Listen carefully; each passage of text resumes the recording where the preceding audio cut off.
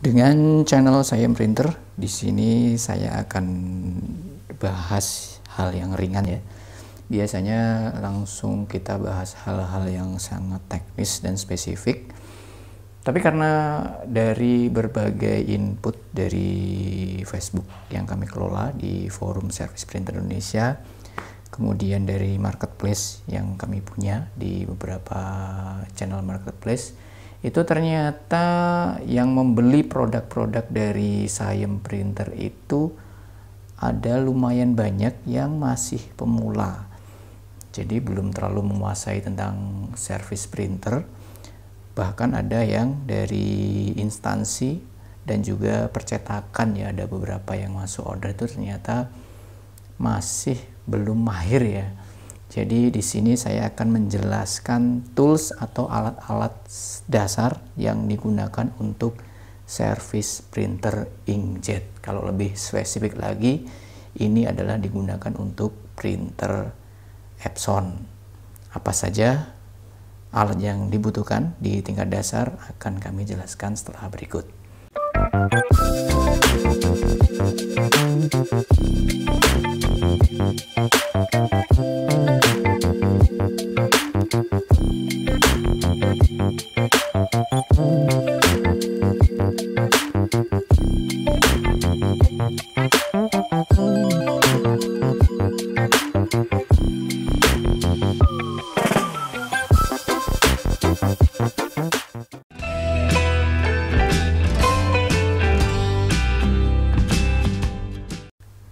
Nah, ini sudah sampai ke bahasan utama ya.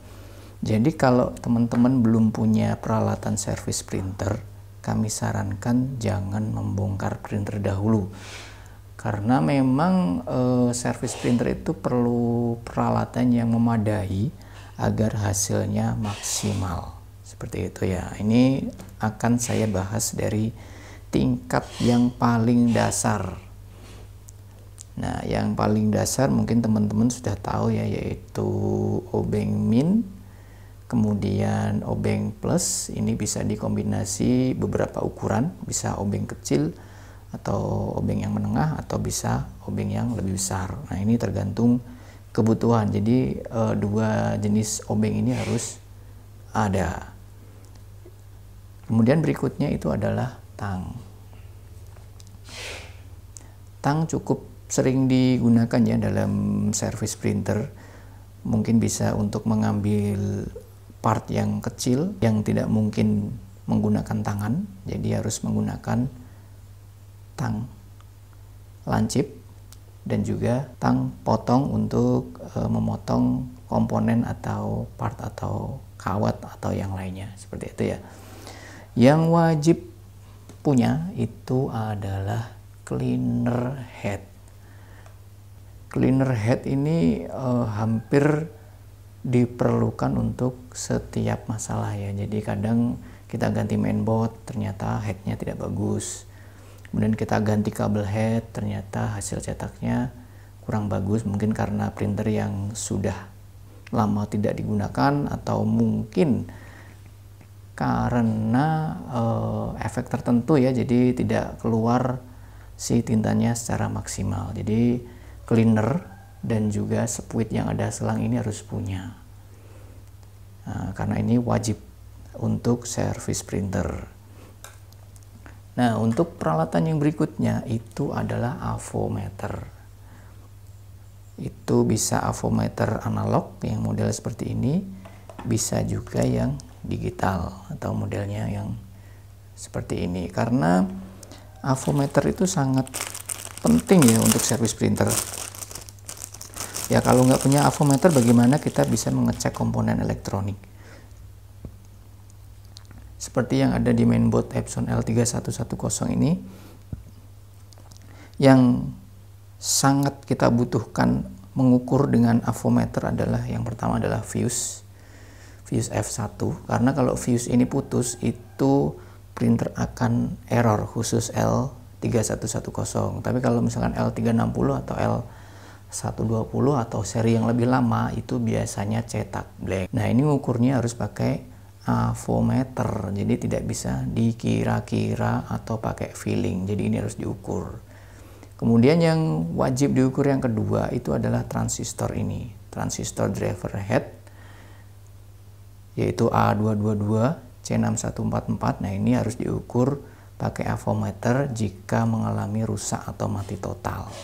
Kemudian digunakan juga untuk mengukur tegangan listrik yang masuk. Nah ini di sini nih, ini power supply, ya, bisa mengukur tegangan listriknya keluar atau tidak, harus menggunakan avometer, tidak bisa kira-kira seperti itu ya.